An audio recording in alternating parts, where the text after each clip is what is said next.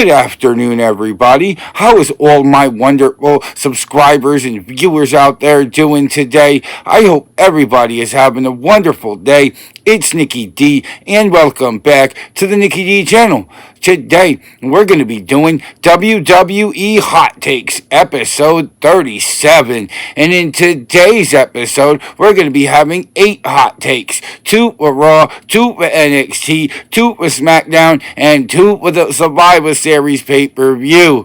What's your hot take of the week? Let me know down in the comment section below. Don't forget to like the video, share the video on social media, and smash that subscribe button so you can be notified of when I drop my next video. With that being said, I hope everybody continues to have a wonderful day, and without further ado, let's get to our first hot take of the day. Did Bianca Belair take out Jade Cargill before Bianca's match? Well, we did see that Jade Cargill got taken out on Friday Night SmackDown, and it got shown and found during the triple threat match between Bianca Belair, Chelsea Green, and I believe Blair Davenport. And Bianca Belair went to the back, but who knows how long Jade Cargill was laying there before she was found. Could Bianca Belair could have done this while they were talking off camera before the match?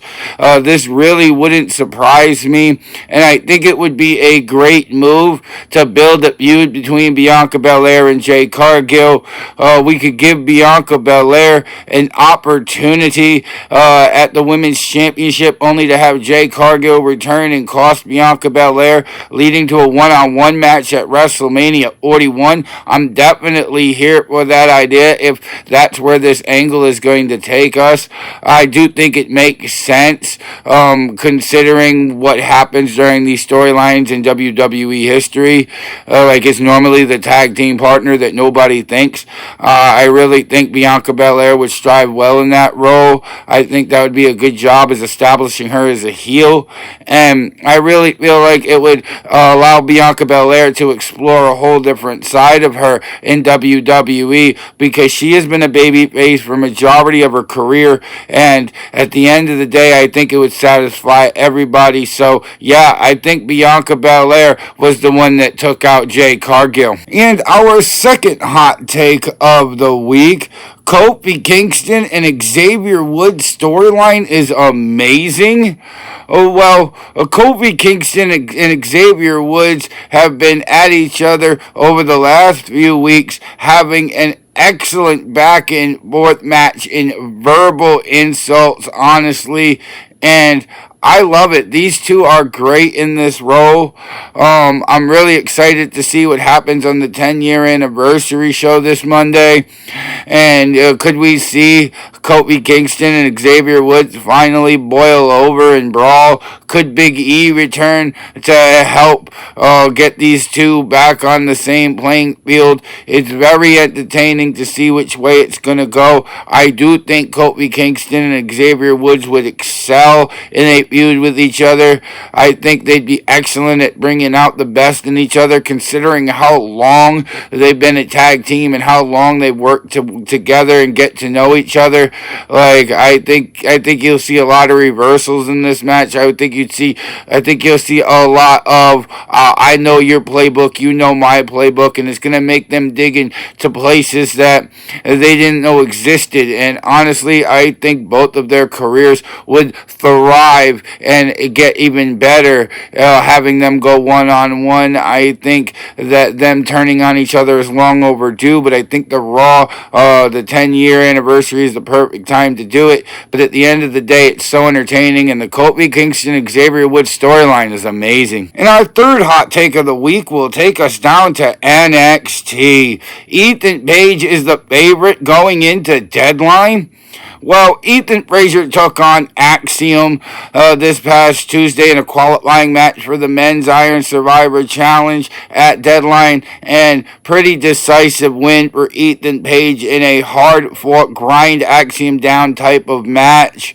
And it did have a quick ending, but Ethan Page could be the favorite going in to Deadline. I mean, I think he's got enough history with Trick Williams that it makes sense to book these two going one-on-one again. For storyline, Ethan Page is just a challenger that won't go away, and honestly, I think that could be a smart booking decision to have Ethan Page win the Men's Iron Survivor Challenge. And at the end of the day, though, I think Wes Lee could be a favorite. I think there's a lot of people in this matchup, but I do think Ethan Page is going to come in with all ego, and I think that he's going to find ways to get pinfalls in certain situations, and I think Ethan Page is going to have no problem racking up pinfalls, and at the end of the day, I think Ethan Page is the favorite going into Deadline. And our fourth hot take of the week, Tony D'Angelo is an amazing NXT North American champion. Well, this past Tuesday night, Tony D'Angelo defended the North American Championship against Shawn Spears. And Tony D'Angelo had an injury early, and Shawn Spears went and dove in on the attack of this injury to the point where Shawn Spears had Tony D'Angelo in a figure four leg lock that Tony D'Angelo scratched and clawed to get to the rope too. Tony D'Angelo, most of this match was on one leg, but still, the Don NXT proven exactly why he is the NXT North American champion with another successful title defense. And honestly, he's really building himself a resume as the NXT North American champion. I can't wait to see who his next challenger is going to be. Could it be that big Nico guy that took him out after the match? We'll definitely find out. I like the swerve after the match as well.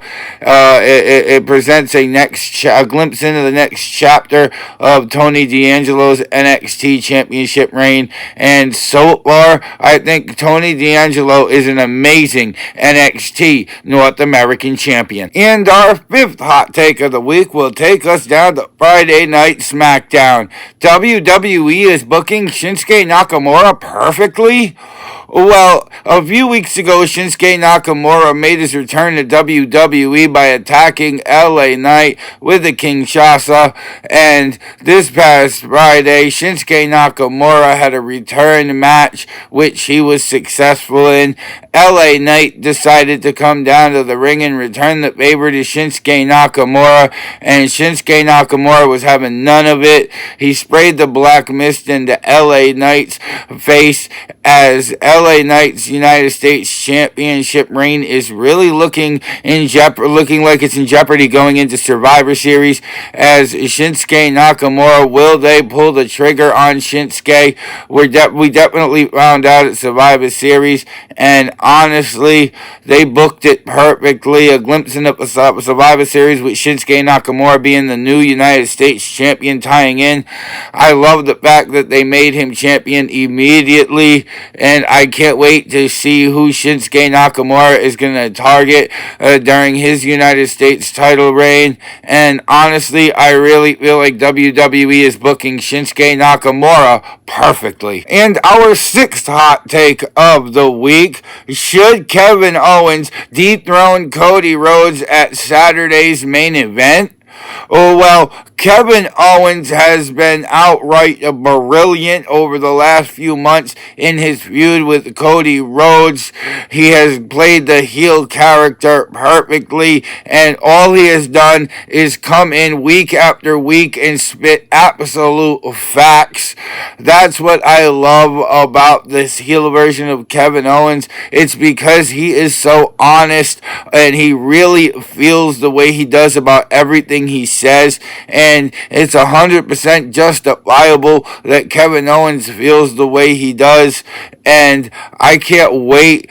I love how Triple H has booked Kevin Owens into like protecting Randy Orton and making Kevin Owens look really bad, and I absolutely loved it. We were supposed to have a match between Randy Orton and Kevin Owens at the Crown Jewel, which ended in a complete brawl. I love how that made Kevin Owens really look that much more menacing, and injuring Randy Orton on the Monday Night Raw after really drove it home.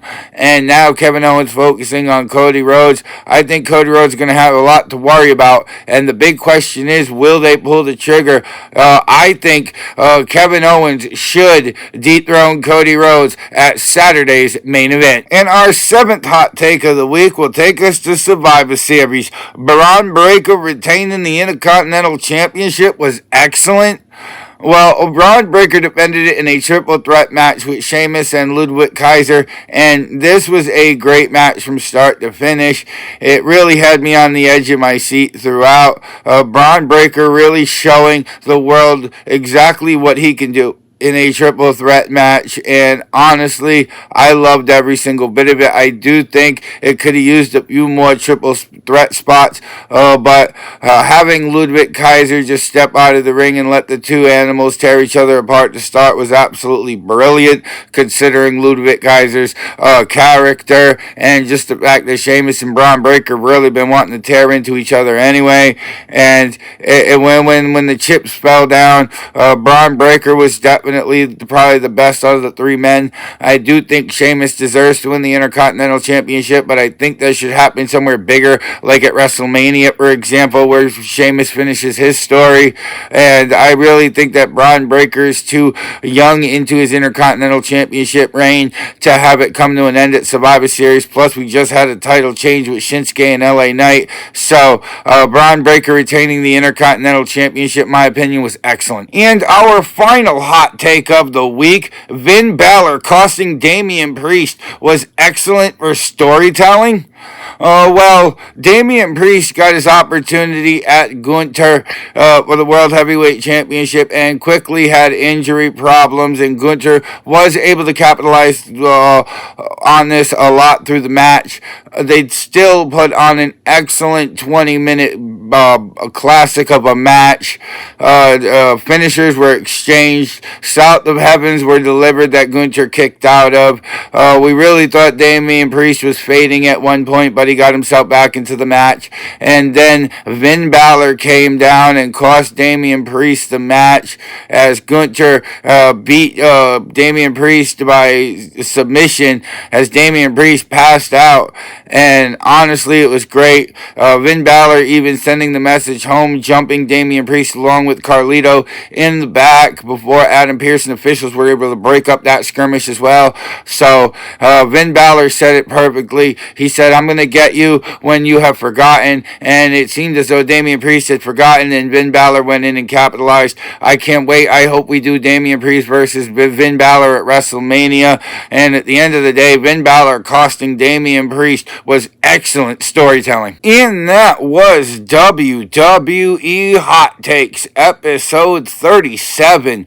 What's your hot take of the week? Let me know down in the comment section below. Don't forget to like the video, share the video on social media, and you made it all the way to the end of this video, go smash that subscribe button so you can be notified of when I drop my next video. And if you want to see some more of me, Nikki D, then go check out another one of my videos, because I got hours of content that'll keep you entertained well into the evening. With that being said, I hope everybody has a wonderful evening. I'm Nikki D. This is the Nikki D channel, and I will see all of y'all beautiful people next time. Bye, y'all.